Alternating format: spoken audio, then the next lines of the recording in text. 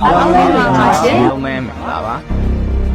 ါကိုချုံရင်းမှာမြန်မာ Multicultural Wisdom MMW ကိုအစပြုတည်ထောင်ခဲ့သူတို့ပဲဖြစ်ပါတယ်ရှင်။ကျမတို့စိတ်ကူးရင်ပုံပေါ်ခဲ့တဲ့မြန်မာ Multicultural Wisdom MMW ဆိုတာကတော့မြန်မာပြည်မှာရှိကြတဲ့ရှင်ကျင်းမှုပေါင်းစုံနဲ့မတည်နေတဲ့အရေးအချင်းတွေကိုပိုင်ဆိုင်ထားတဲ့သူတွေအားလုံးအတူတူပါစုစည်းပြီးတော့မ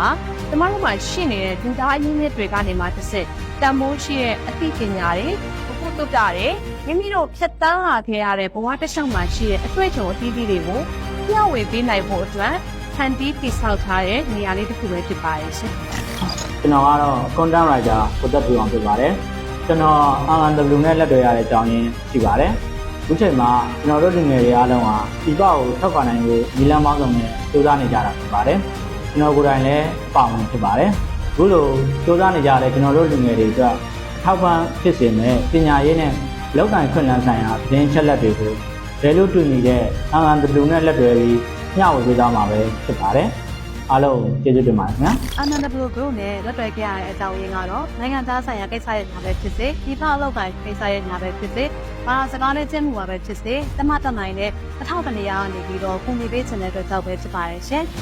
MMW Group ရဲ့ရည်တည်ချက်တွေကတမတမိုးထားရတဲ့စံနှုန်းတွေနဲ့ကိုက်ညီတဲ့အတွက်ကြောင့်လည်းသက်တွဲဆောင်ရွက်ခဲ့ခြင်းပဲဖြစ်ပါတယ်ရှင်။ဒီမှာကတော့ MMW မှာ content writer အဖြစ်ဆောင်ရွက်နေတဲ့တက်စစ်ကျော်ဖြစ်ပါတယ်ရှင်။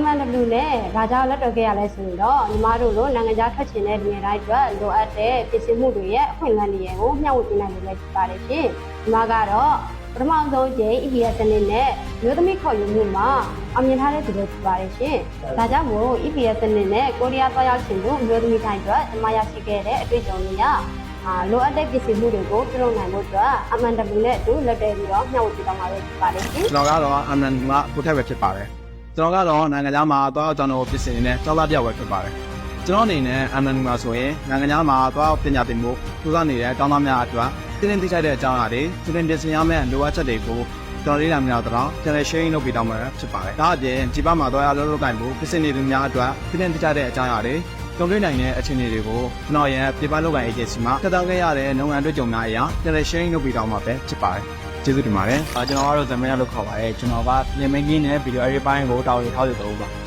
ကျွန်တော်ဘာကြောင့် MMW ကိုဂျိုင်းမိခဲ့လဲဆိုရင်ဒါကတော့ရရှိပါတယ်။ကျွန်တော်ကိုယ်တိုင်ကလည်းအချိန်ကနိုင်ငံရေးနဲ့ပတ်သက်တဲ့ပုဂ္ဂိုလ်တွေဒီလောက်ကင်ခွန်နိုင်နဲ့ပတ်သက်ပြီးဘာတစ်ခုမှမသိခဲ့ပါဘူး။ကိုကျွန်တော်မှဒါရိုက်နဲ့ပတ်သက်ပြီးခွန်နိုင်ရရှိလာပါလိမ့်။ကျွန်တော်ကိုယ်တိုင်ကလည်းရည်တည်ရစားကြောင်းနဲ့အရောက်တစ်ခုကိုရောက်ရှိနေပါလိမ့်။အခုတော့ပိုင်းကျွန်တော်ပိုသိလာတာကတိတိကျကျနေလာထင်ပါကျွန်တော်တို့အတွက်ခွန်နိုင်တွေကလမ်းကြောင်းတစ်ခုမှာတောက်ကြနေပါပါခင်ဗျ။အားလုံးပဲမင်္ဂလာပါ။ကျွန်တော်နာမည်က Contact ပါဖြစ်ပါတယ်။ကျွန်တော် MMW နဲ့လက်တွေ့ရတဲ့အကြောင်းအရာတော့လူငယ်တွေကိုအဓိကထားပြီးအသိပညာတွေဘုရားတွေကို sharing လုပ်ပေးနေတဲ့ကျောင်းလေးဒီလိုပါအနောက်ခုကကျွန်တော်တို့မြန်မာနိုင်ငံမှာနိုင်ငံထွက်ချင်တဲ့လူငယ်တွေအရင်များပြားနေပါတယ်အထူးသဖြင့်ဂျပန်နိုင်ငံပါဂျပန်နိုင်ငံထွက်ချင်တဲ့လူငယ်တွေအတွက်လိုအပ်တဲ့ information တွေ and knowledge တွေကိုMMW မှာပါဝင်ရင်ပြည့်ဝပေးချင်တာဖြစ်လို့ပါဝင်ဖြစ်ခဲ့ရပါအားလုံးပဲမင်္ဂလာပါကျွန်တော်ကတော့ MMW က concept ပဲဖြစ်ပါတယ် MMW နဲ့ကျွန်တော်လက်တွဲခဲ့ရတဲ့အကြောင်းရင်းကတော့ကျွန်တော်တို့လမ်းပြောင်းနေတဲ့လူငယ်တွေဒီပါထွက်ဖို့အခက်အခဲဖြစ်နေတဲ့လူငယ်တွေကိုသိပညာဘဝတုတ္တတွေမျှဝေပေးနေလို့ပဲဖြစ်ပါတယ်ကျွန်တော်လည်းလမ်းပြောင်းနေခြင်းကာလမှာ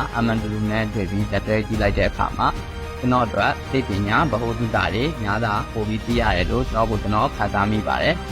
MMW ကနယ်ပယ်ရရကလူငယ်ပေါင်းစုံရဲ့သိပညာဘဝတုတ္တရည်ချင်းတွေကိုတနေရာထဲမှာမျှဝေပေးနေတဲ့ရုံဝန်ဖြစ်တဲ့ကြောင့်ကျွန်တော်လက်တွဲခဲ့ရခြင်းဖြစ်ပါတယ်အားလုံးမင်္ဂလာပါကျွန်တော်နာမည်ကတော့ခဏအောင်ဖြစ်ပါတယ်ကျွန်တော်ပါလို့ MMW နဲ့လက်တွဲခဲ့ရမယ်ဆိုတော့ကျွန်တော်စိတ်ဝင်စားမှုတွေနဲ့အလုပ်ကြတော့ပါအဲ့အပြင်မှာကိုယ့်ရဲ့အားသာချက်တွေကိုလည်းပြန်လည်ချပြခွင့်ရတယ်မတူညီတဲ့အဖြစ်ပညာဘုရားအသစ်တွေလူငယ်တွေရဲ့တက်တာလာခဲ့ရတဲ့တွေ့ကြုံပြီးအားစကားနဲ့ပတ်သက်တဲ့အသိပညာတွေအပြင်ဒီခြားသောစိတ်ဝင်စားစရာကောင်းတဲ့အရာတွေကိုလည်းနောက်တနေရာကနေပြန်လည်ပြောင်းဝေပေးခွင့်ရလို့လည်းများစွာခေါ်ယူပြီးပါတယ်။ကျွန်တော်နိုင်ငံကတော့ Tata Song ဖြစ်ပါတယ်။ MMW ကိုစတင်ပြီးချောင်းပြတာကတော့ MMW ရဲ့ director နဲ့စကားပြောစီတွေမှာလည်းစိတ်ဝင်စားပြီးချောင်းပြတာဖြစ်ပါတယ်။မိမိကိုယ်ကိုလည်းပိုပြီး improve ဖြစ်အောင်လုပ်လာနိုင်တယ်။နောက်လာရတဲ့မှာ knowledge share လုပ်လို့လည်း unity ပါအလုပ်ခိုင်အခွင့်အရေးကိုပိုပြီးတိုးတက်လာအောင်မြင်ချင်လာအောင်ခတိမိနိုင်တဲ့နေရာတစ်ခုကိုခံစားမိရတဲ့အတွက်မရောက်ပြီးချောင်းပြတာဖြစ်ပါတယ်ရှင်။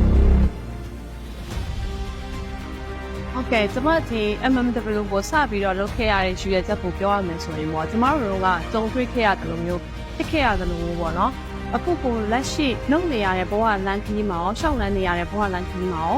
ရှေ့လျှောက်လာမယ့်အနာဂတ်မှာရောကိုကိုဘာဖြစ်လို့ဖြစ်ချင်တယ်လဲမသိခဲ့ပဲဖြစ်ခဲ့တယ်ပေါ့နော်နောက်ပြီးတော့ကို့မှာရောဘာရည်ချင်းနေရှိနေလဲဆိုတဲ့ဟာကိုလည်းကိုမသိခဲ့ဘူးကို့မှာရှိတဲ့ကိုလုံးတက်တဲ့ဟာကိုသိပြန်တဲ့အခါကျတော့လေကိုယ့်ရဲ့ရှိနေတဲ့ရည်ချင်းနေနဲ့ဘယ်လိုလုပ်ငန်းခွင်တွေမှာဘာလို့လုပ်နိုင်လဲဆိုတဲ့ဟာကိုလေ face ကတမတို့မသိပဲနဲ့ဆန်းတော်ဝါနဲ့အချိန်ကြီးပုံပြီးတော့ဒီအလုံးလုံးကိုအလုံးလုံးဘယ်ဟိုသွားမှမသိပဲနဲ့အဲ့လိုမျိုးဖြစ်ခဲ့ရတဲ့အတွေ့အကြုံမျိုးပေါ့ဒီလိုလေးနဲ့ညီကိုမောင်နှမတွေရှိတယ်ဆိုလို့ရှိရင်ကျမတို့ဒီ MMW ကနေပြီးတော့မှဘလောက်ပဲတင်းငယ်တဲ့အင်မတန်တင်းငယ်တဲ့အထောက်ပံ့လေးပဲဖြစ်ဖြစ်ဝိုင်းဝန်းကူညီပံ့ပိုးပြီးတော့ထောက်ပံ့ပေးနိုင်မှုအတွက်ရှိရွယ်ပြီးတော့ပဲကျမတို့ဒီထောင်ခဲ့ခြင်းဖြစ်ပါတယ်ရှင့်အခုလိုအားလုံး sharing လုပ်ပေးနိုင်တဲ့နေရာလေးတစ်ခုပေါ်ပေါက်လာခြင်းအပြင်အနာဂတ်လမ်းကြောင်းကိုရှာဖွေနေကြတဲ့လူငယ်တွေအတွက်ပို့ချက်အတွေ့အကြုံတွေရှိတဲ့ကိုယ့်ရဲ့ senior တွေစီကရောပို့လိုမျိုးပဲလူငယ်တွေအချင်းချင်းကနေပြီးတော့မျှဝေလက်ဆင့်ကမ်းပြီးတော့မျှဝေပေးလာတဲ့အတွေ့အကြုံတွေအားဆိုရင်ဖြစ်ကျမတို့ဒီဖမှာပဲဖြစ်ဖြစ်ပြည်ရင်းမှာပဲဖြစ်ဖြစ်ပညာသင်ယူတဲ့အခါမှာလုပ်ငန်းဝင်တဲ့အခါမှာဆိုလို့ရှိရင်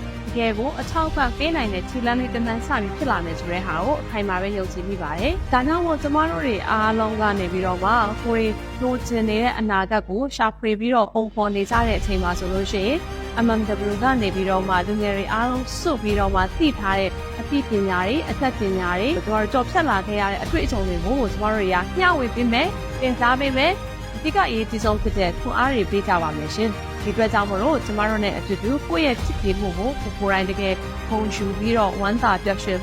အပြည့်ပီတိအဖြစ်နဲ့အဝန်းကူညီပြီးတော့လက်တွဲဆောင်ရွက်ဖို့အတွက်ကိုဒီနေရာကနေပြီးတော့ပဲဖိတ်ခေါ်လိုက်ပါစီရှင်MMW ဆိုတာ MMW ဆိုတာမြန်မာ Multicultural Wisdom ပဲဖြစ်ပါတယ် မြန်မာနိုင်ငံရဲ့နေပယ်ဆောင် ကဏ္ဍဆောင်မှာရှိတယ် လူငယ်တွေရဲ့မတူညီတဲ့အတွေ့အကြုံတွေ မျိုးမျိုးသောအသိပညာတွေကို ပြန်လည်မျှဝေပေးနေတဲ့ရပ်ဝဲတစ်ခုပဲဖြစ်ပါတယ်